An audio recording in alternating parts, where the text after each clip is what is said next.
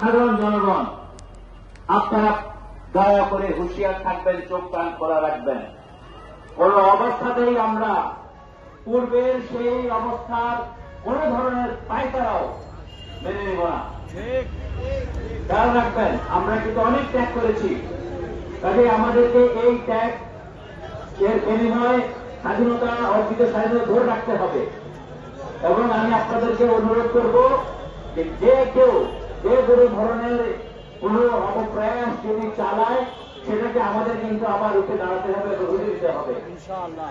তো তাকে আমি আপনাদেরকে অনুরোধ করব, আপনারা সবাই সচেতন থাকবেন এবং যেভাবে আপনারা অতীতে দেশকে ভালোবেসে আপনাদের শ্রম মেধা পরিশ্রম দিয়েছেন, রক্ত দিয়েছেন, সেইভাবে আমাদের যেন আমরা প্রস্তুত থাকতে পারি সেই দিকে খেয়াল রাখবেন এবং মনোযোগী থাকবেন। এরপরে টাইম হয়ে গেছে, আমাদের এখন আপনাদেরকে ইফতারের বিতরণ করা হবে। আপনারা আমার কথা প্রত্যেকের